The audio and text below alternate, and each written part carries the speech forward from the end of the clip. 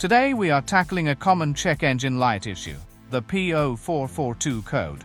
This code means your car has detected a small leak in the evaporative emission control system, EVAP.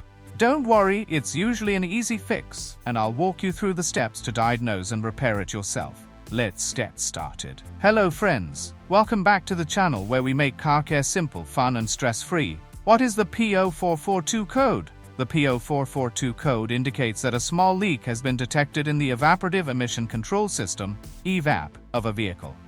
This system is designed to prevent fuel vapors from escaping into the atmosphere, so a leak can contribute to increased emissions. Can I drive with a P0442 code? Yes, you can usually drive a car with a P0442 code. However, it's important to address the issue promptly, as it can lead to other problems over time.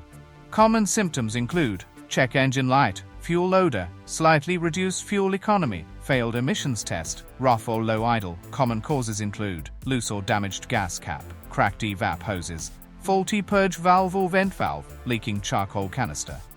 Now let's talk about how to fix P0442 engine code. Here are simple two methods to fix P0442 error code. Method A. Check the gas cap condition. A loose or damaged gas cap is the most common culprit. Ensure the cap is securely tightened and check for any cracks or damage, especially on the rubber seal.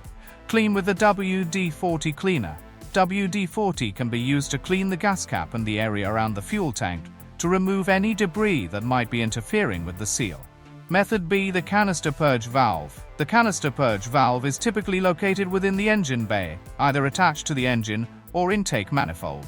Check the purge valve's functionality. If the canister purge valve is leaking or not functioning correctly, it can prevent the EVAP system from sealing properly, leading to pressure drops and the detection of a small leak.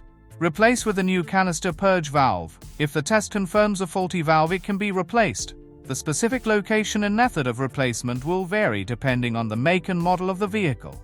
Once you fix the leak, clear the code with an OBD2 scanner or disconnect the battery for 10 minutes. If the code doesn't return, you're good to go. If it did, give it a thumbs up, share it with your friends, and don't forget to subscribe for more tips and tricks like this. Thanks for watching, and remember, when it comes to car problems, you've got this. See you in the next video.